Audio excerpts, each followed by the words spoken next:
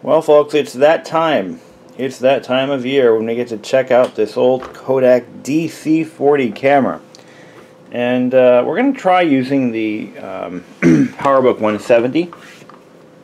I have high hopes that this sucker will run this camera. So let's see what the requirements are first. Then we'll know roughly if it'll even work. If not, I've got another machine we can use. You all know which one I'm talking about.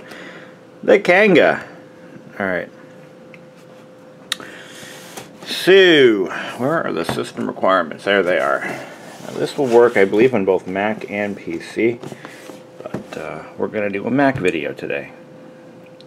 Okay. Mac, System 7.1 or later. Good. 8 meg or more of memory. Yeah, you know what? Nope, not going to happen. Okay, well, I guess we're going to have to go with the old Windows machine.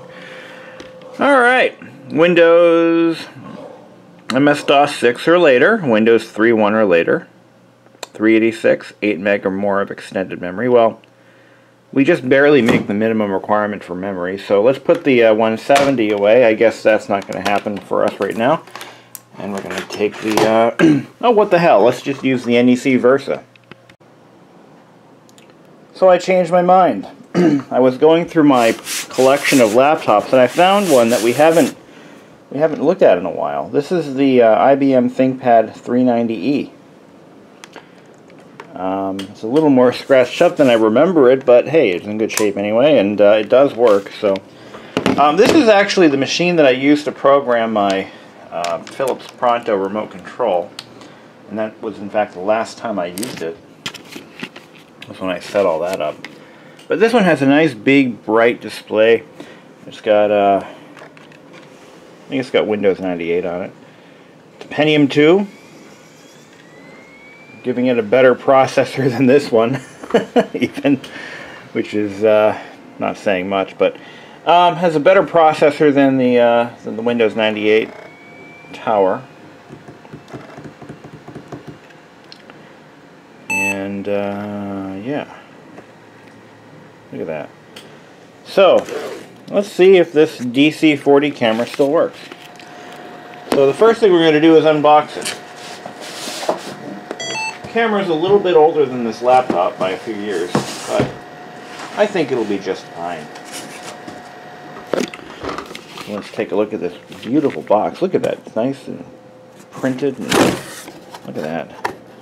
Would you look at that? Would you look at that? It's beautiful. Yeah. Alright. What do we got here? The software. Let's look at the photo enhancer. Is there another disc in there? Is that it? That's it. This is a reference CD. Quick reference guide. There's a Mac cable. That's the Apple serial. Now this goes to our 9-pin serial. We'll connect that up.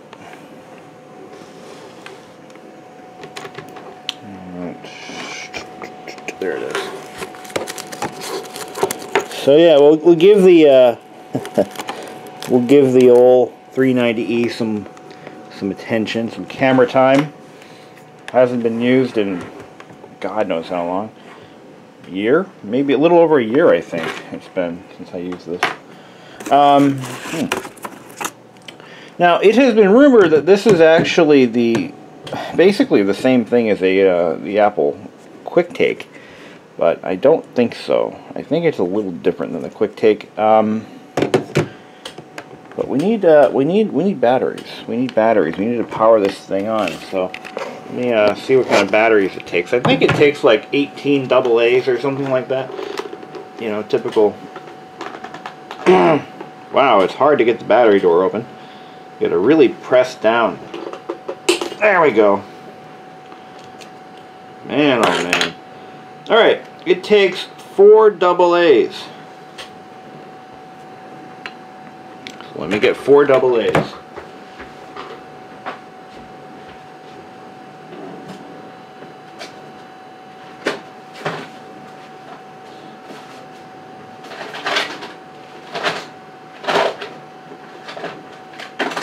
know, I'm very grateful that I had the foresight to buy up Radio Shack's battery inventory when I did, because I'll always have batteries for things.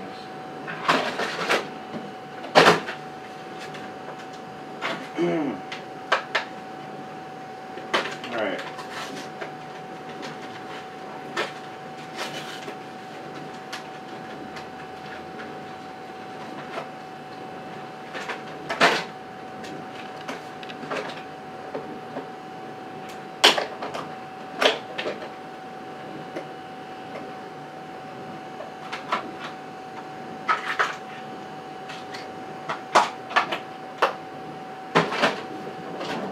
Okay, we've got our 4 batteries here.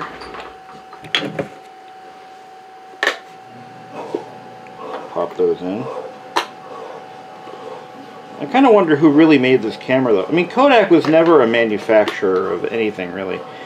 I mean, they did. Maybe they made their own cameras at one time, but I remain skeptical. I do. I really do. So, I think I almost put these in backwards. Let's see. We'll look at it carefully. Really easy to screw up. Ah, I did put them in backwards. Even a seasoned battery installer like myself can make these mistakes. Sometimes those pictograms are a little misleading, and you have to really pay attention. Something I have a hard time doing. Okay, so the first things first, we're going to turn this camera on to see if it even turns on. Now, here it is, all fully lit. Surprisingly not that heavy. I mean, it weighs a bit, but it's not terribly heavy. And turn it on, oh, it's open the lens cap. There we go. It's giving me, alright, so here we go. So here's our number of pictures available, 39. This is our battery indicator. This is our battery charge indicator, I think. Or it could be a light meter. No, I don't think so. It has a built-in flash. There's our timer. And probably shooting mode. So, timer on, timer off. That's all it does. Oh, here we go. This button selects different functions. Oh, that's our light meter, I think. And I'm not quite sure what that does, but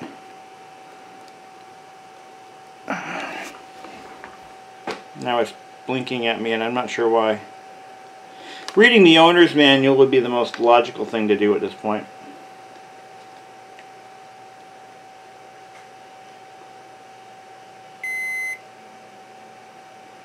Oh, that changes the image quality, I think. Yeah, that's what that does.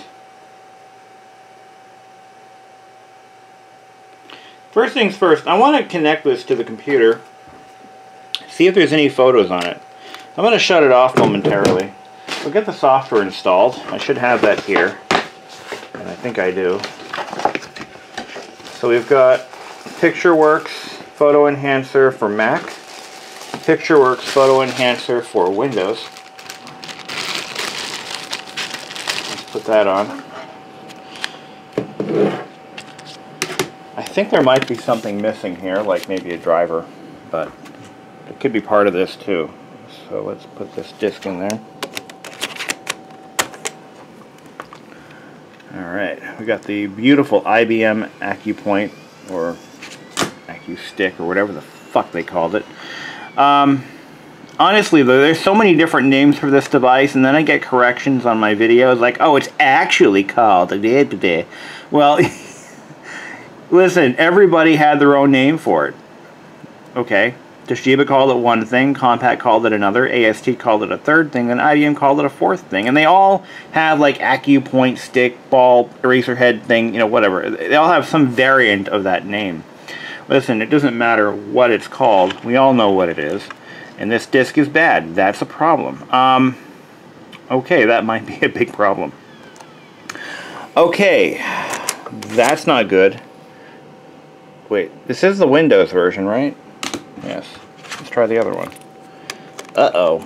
We may have a problem here. And I may have to go out searching for the software that I need. Just, this is sucky. This is not, oh, this one might load. Ah, shucks. Crap. And I have a CD, but it contains, it's a reference CD, user's guide and tutorials. Well, that freaking sucks. There's no backup copy in here. What else do we have? What's this? Slides and sounds. This allows you to make slideshows, and it's never been used. Oh, crap. Aw, gee. Aw, gee. Well, we have the Mac copy, but it doesn't look like it's going to work either.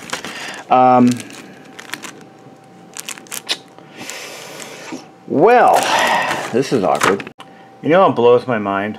Kodak actually made it a point to list this camera as a product in their downloads page. But then they pull this shit.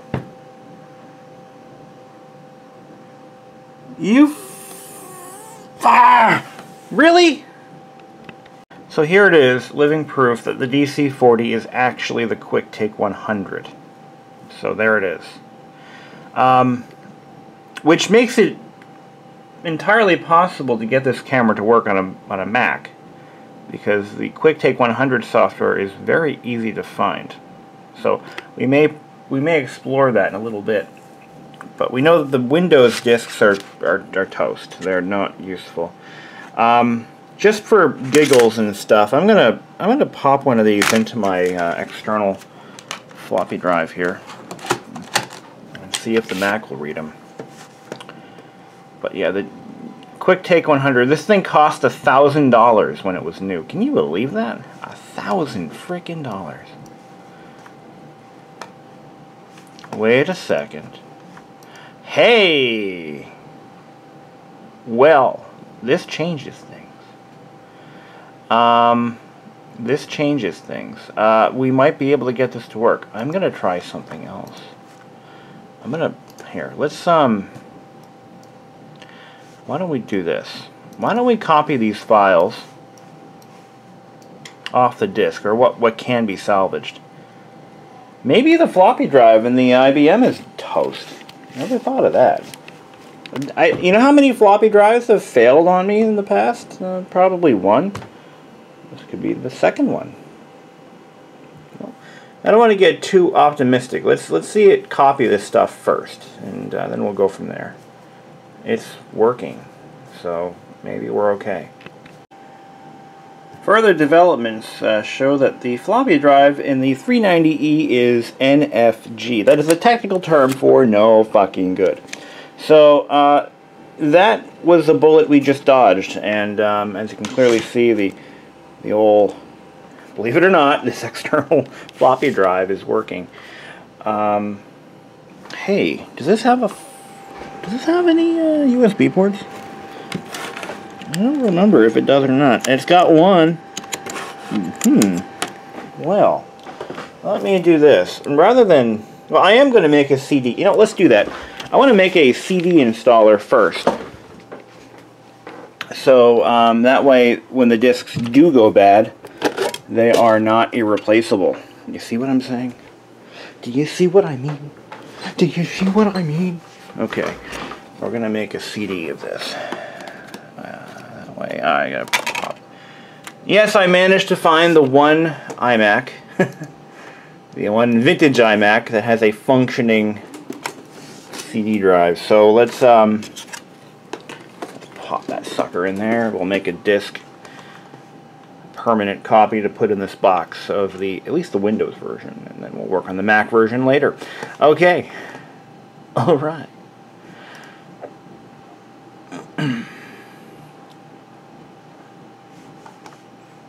Okay.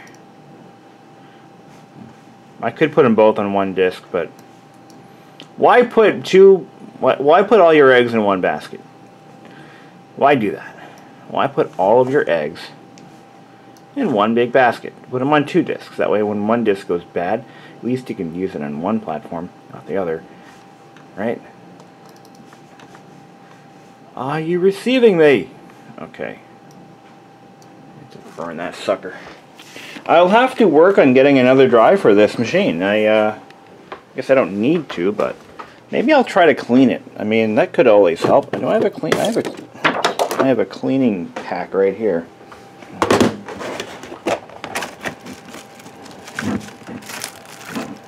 Well, there's no alcohol in it.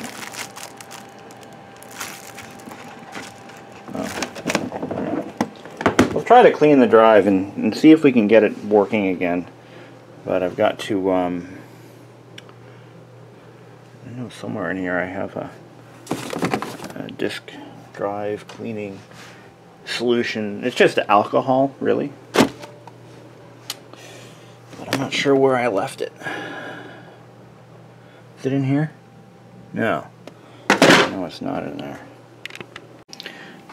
Okay, there it is. Let's just make sure it works before we bother putting a label on it. And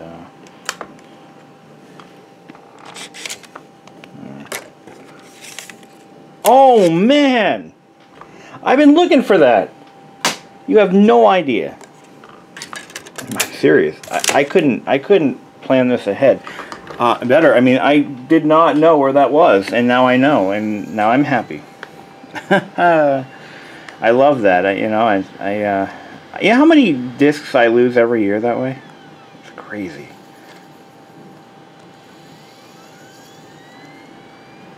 It's cry. Now, we are going to try to clean the heads in this drive, but that'll be something else altogether. Oh, come on! Come on! I was still reading it. Come on, retry. Really? You bitch. Come on now. Doesn't like my CD. It doesn't like it. Come on!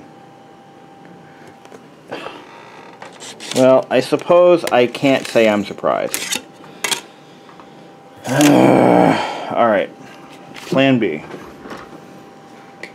I'm going to take the entire floppy drive with us. Right? We'll make this work. This is what it's like, by the way. You know, when you're working with vintage technology, before you get into this hobby, you want to make sure that this is something that you want to do, because it is infinitely frustrating. Because you're fighting so many different battles all at once. It's like just a never-ending... Oh, got to install the driver. Let's hope there is one. But yeah, you're constantly fighting with hardware and stuff that doesn't want to work, and Windows was unable to find a driver. Alright, well, let's take a look in the, I believe I have the Windows 98 folder in here somewhere, which has all of the Windows files. No, I don't. No, I wasn't thinking. You know what? New machine. Let's try another machine. I don't want to dick around with this thing too much. This is really pissing me off. So, I guess I never put the Windows 98 files on the freaking drive. Are you serious? God damn. Oh. No. Ah, screw it. Yeah, the driver is on the Windows 98 CD, which is not... The cab files are not on the drive, so I can't pull from there, so... Oh my god. This is just crazy. Alright. You know what? I'm putting you away. We'll deal with you some other time. For now, I'm going to go with my gut instinct and pull out the old 760 XL. She's never let me down. She's good to me. She's a good machine.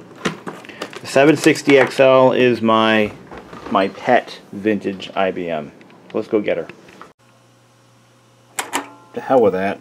Let's just use old reliable.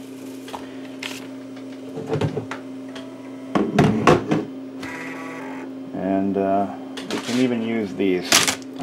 But I'm going to try this CD and see if it works, because I suspiciously believe that that IBM is just possessed. I think it's possessed, and I think it's being a bitch because I haven't been messing with it I haven't been using it, I haven't turned it on, I have done nothing with that machine for I don't even know how long. So maybe it's just punishing me. That's got to be it. That's the only explanation I will accept. It's the only logical one. What's in this drive? Nothing. I'll put this in there. All reliable. What time is it? It is 11 a.m. But wait a minute. Yeah, it really is 11 a.m. Okay, so the daylight savings time thing, well, that happened. So, yeah. Let's see if that disc is readable. Because that could be a problem. I mean, that could be really the issue. I mean, that disc could not be readable. Perhaps. Maybe it just didn't burn right. Let's see. Oh yeah, we got the WebEtsy thing loaded on here. Untitled. No, it was a good disc. So it looks like the CD drive is also bad. Maybe. Or at least getting bad. Alright. Well, anyway, let's get this installed. See photo and... See, back before Windows 95, software didn't install in program files. It would install in the root of drive C. That was pretty common. That was easy. Okay, photo enhancer's installed. Let's open it up. Alright, let's plug the camera in. Here we go. All that for that, you know, seriously, come on. Plug that in. Turn it on. I bet you it needs to install the driver. Guaranteed. So, show camera status. Yeah, you need to install the driver. It can't be this simple.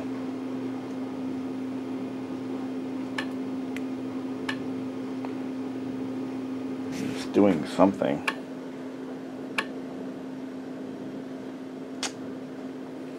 While we're waiting for this to do something or nothing, I want to point out something. There is no external memory expansion. So you spent $1,000 for a camera that can store at most 48 pictures. You can't add to it, you can't do anything like that. It's just not how it worked back then. I'm going to take a look at the owner's manual though to see what I might be missing in terms of driverness. Where was that? Where did that go? What did I do with it? I just got the owner's manual on here. That's it. That's the photo enhancer guide. General error. Yeah, well, of course. Okay. Let's see. Camera status. Camera controls. No. Preferences. Auto search. DC40. Okay. It's actually seeing the camera. Look at that. It sees it. Alright.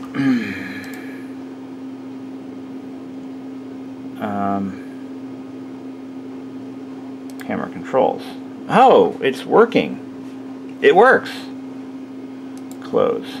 Camera. Show camera status. View slides in camera. Cannot create because there are no pictures. Alright, so the camera's blank. That means we need to do something drastic. We need to go on a photo shoot. Alright, so here we go. We're going to take our first shot. My living room.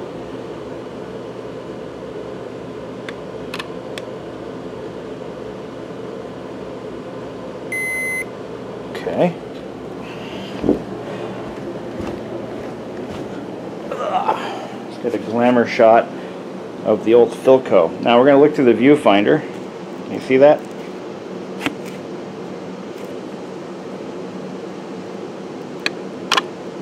Cool.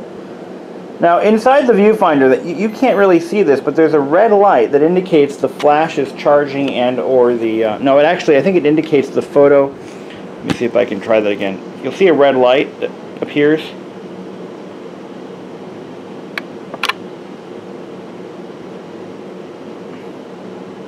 I believe it indicates the image is either capturing or processing. Let's go outside.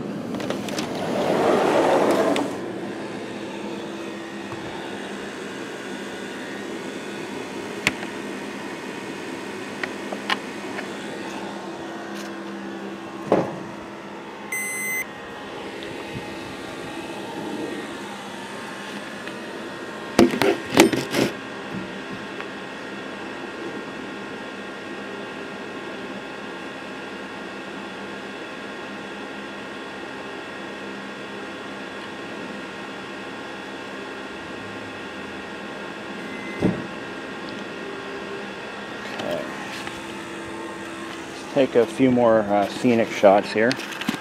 Let's put one in there.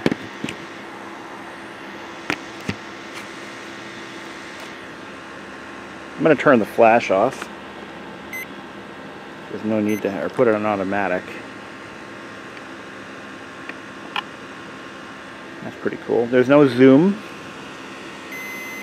No, nothing like that. Nothing fancy like zoom or whatever. So I'll get a picture of my frogs. And this will be a good low light test.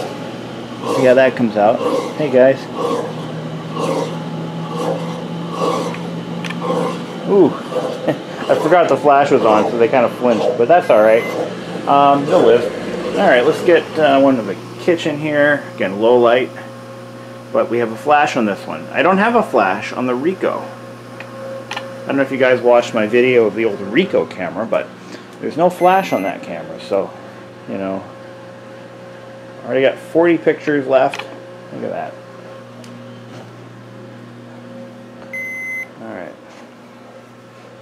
What else can we get? This clock. There we go. A hamburger. There we go. That's enough. Okay, now we need to transfer all those beautiful photos onto the computer. I'll plug in our super proprietary serial cable. And let's see. Camera controls.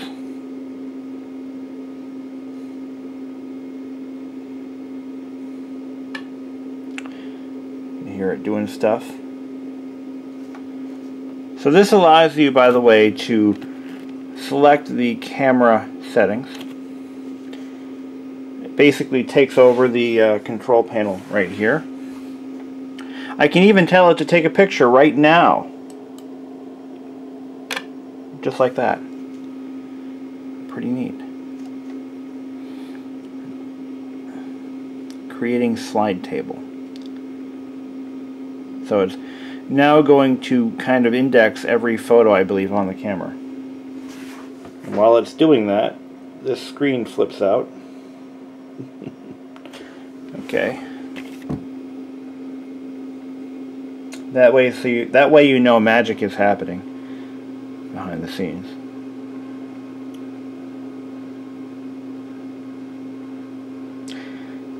All right.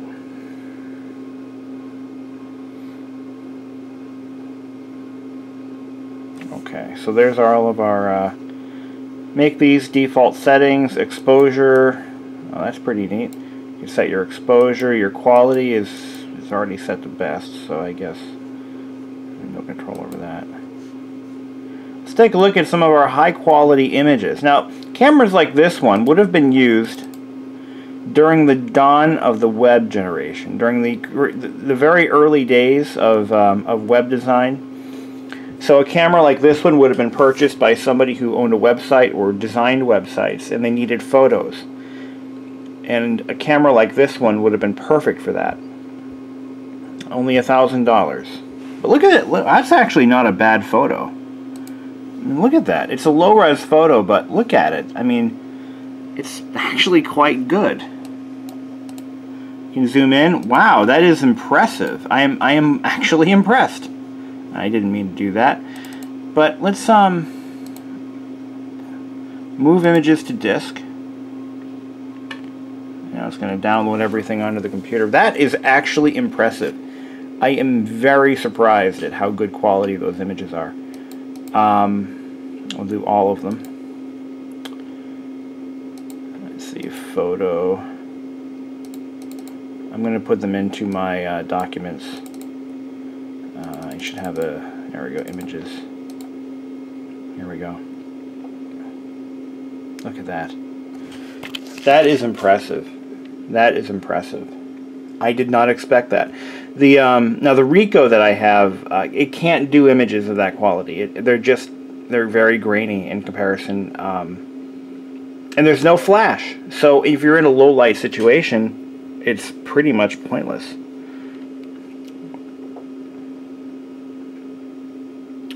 This could take a while.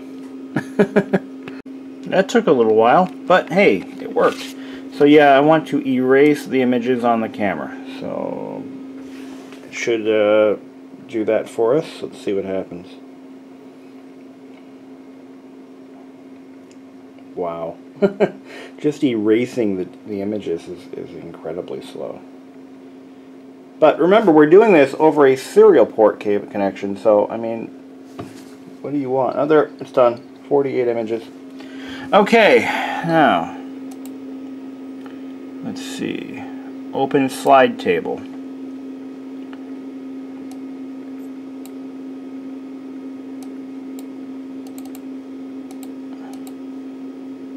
Where'd it put them?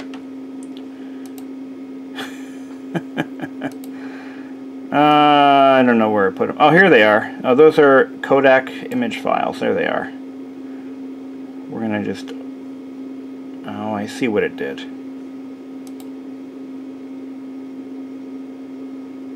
So this is my living room shot. This is in the house, so pretty low light. There we go.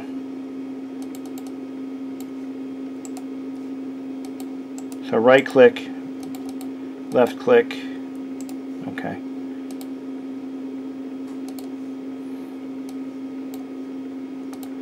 It'll show me a preview. What was that last one we took?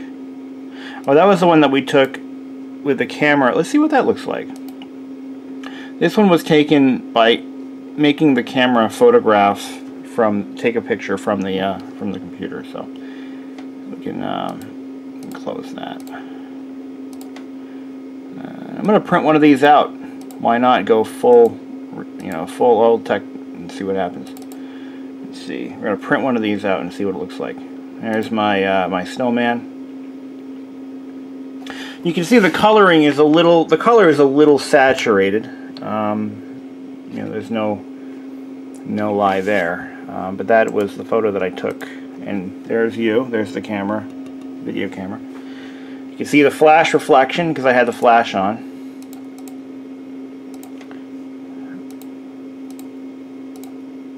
But I am still impressed at the high quality. Now let me show you a picture that was taken I took of myself, my very first selfie, you might say. I took this camera with a cheap $50 Polaroid that I bought in 2001. And it's not showing the preview. Now, can I save these as a different file format, or do I need a conversion utility? So this is a picture of the fan in my kitchen. So nicely saturated, and there's a term for this, but vertical lines, some of these old cameras have a hard time with that. So you can see that the grill and the Zenith radio is kind of messed up. Alright. Just going to close that one. Let's take a look at another one. That was indoors. My frogs, see what they look like. Blurry. Very blurry. Alright. The mountain scene. How did the mountain scene come out? Now this was taken with the flash turned off, of course. The mountain scene came out really washed. Really washed out.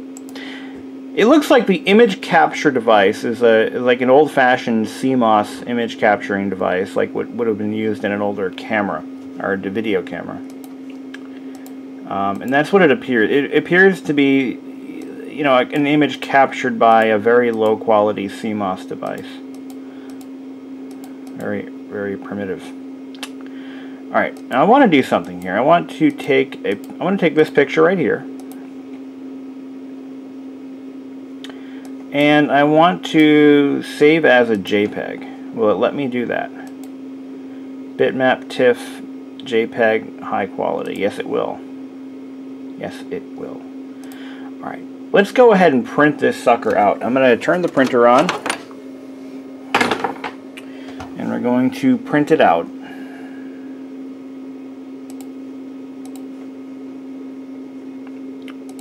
I'm going to do it in high quality. There we go. Let's see what it looks like. We're going to be printing on regular old-fashioned paper, so it's going to be a little messy. Let's see what we get. This is the desktop publishing at its finest in the late 90s. That's what we're going to call this. Well, not really. I'll call it something else. Now it's not going to fill the page because the image quality or the image resolution is too low. In fact, let's take a look at the spec sheet on this camera, see what it can and cannot do. Although I seem to have misplaced that. It was on this desk, but didn't get knocked off. And the owner's manual for this camera has all the specs in it. That's what I want to find. Oh, here it is. It is actually a quick reference guide. Let's see if it shows me. Index in the back here. Deutsch. I'm reading the Deutsch. Parts of the camera, contents, user's guide. Turning it on and off. There's no spec sheet. Let's see if it says it on the box. I want to say it's probably a 320 by 400 or something like that resolution. 756 by 504. 24-bit color. Built-in storage, 99 snapshot or 48 high-res pictures. So we were shooting high-res pictures,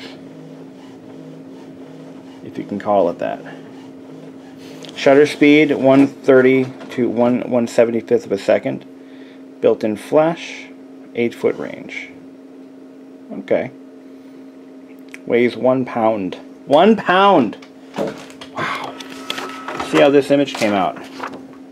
Now that is pretty damn good.